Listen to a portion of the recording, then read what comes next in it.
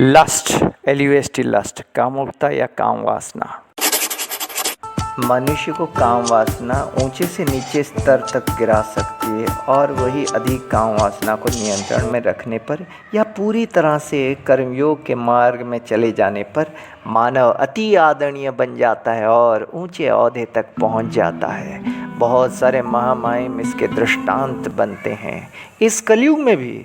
लेकिन अधिक काम वासना या अपोजिट सेक्स अट्रैक्शन क्यों होता है? आखिर क्यों? आखिर क्या तरीके हैं कि इंसान स्त्री से दूर रह सकता है यदि कोई असुविधा है? एक दिन एक जवान लड़का यही सवाल लेके गौतम बुद्ध के पास जाता है और उन्हें यही सवाल करता है। गौतम बुद्ध कहते हैं कि ये तो एक शारीरिक प्राकृतिक प्रक्रिया है। शारीरिक संभोग भी प्रत्येक मनुष्य के लिए आवश्यक होता है, पर एक नेक मकसद के लिए, एक उद्देश्य के लिए, यानी कि एक सच्चे उद्देश्य के लिए।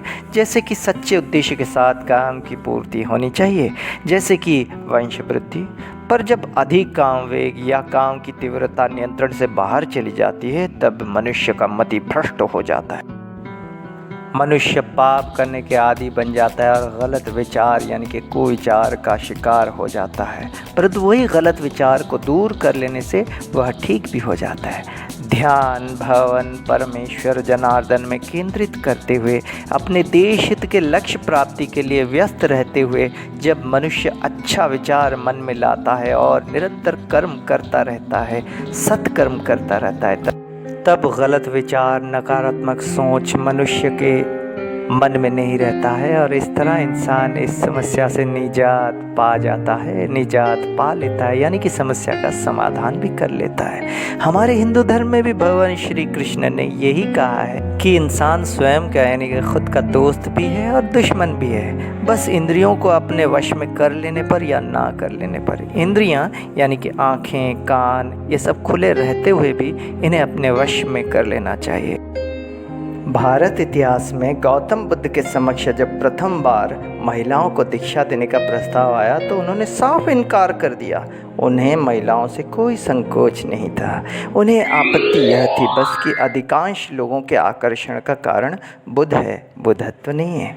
जबकि वे चाहते थे कि उन्हें नहीं बल्कि उनकी विचारधारा का अनुसरण किया जाए, उनके व्यक्तित्व की पूजा की जाए। यदि पूजा करनी ही हो तो फिर पुरुषों का उनके प्रति आकर्षण तो सहनीय है, किंतु महिलाओं का आकर्षित होना बुद्ध के चरित्र पर शंका का कारण खड़ा कर सकता था। इसलिए उन्होंने महिलाओं को संघ में प्रवेश नहीं दिया। हालांकि उनकी समदृष्टि महिलाओं में और पुरुषों में यह भेद सहन नहीं कर पा रही थी। ऐसी ही ऊहापोह यानी कि अनिश्चितता से भरी हुई परिस्थिति में बुद्ध से एक दिन कृषा गौतमी नामक महिला ने कहा, प्रभु हे गौतम बुद्ध, जब आप कठोर उपवास कर दुर्बल हो गए थे और बुद्धत्व को प्राप्त कर उठे ही थे तब आपको खीर की भेंट चढ़ाने वाली भी एक महिला ही थी।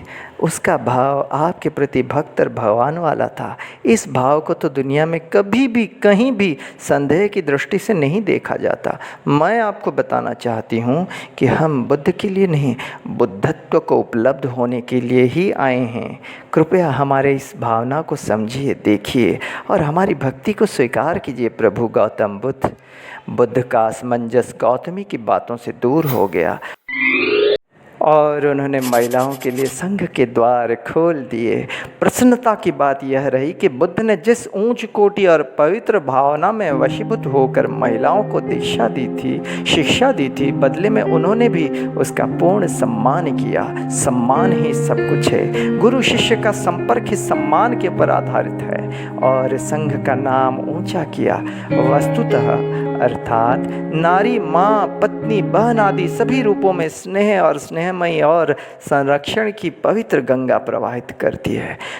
कौरव हो या कंस हो, रावण हो या राक्षस हो, नारी का अपमान करने वाला कभी भी बच नहीं सकता, उसका अंत सुनिश्चित है। जय श्री नारायण। जिस तरह हर अति का अंत होता है, इस तरह कोई भी अति जो खराब अभ्यास होता है उससे भी अपनी निजात पा सकते हो, उस पर नियंत्रण रख सकते हो ध्यान के मार्ग में रहते हुए। जय श्री जनार्दन।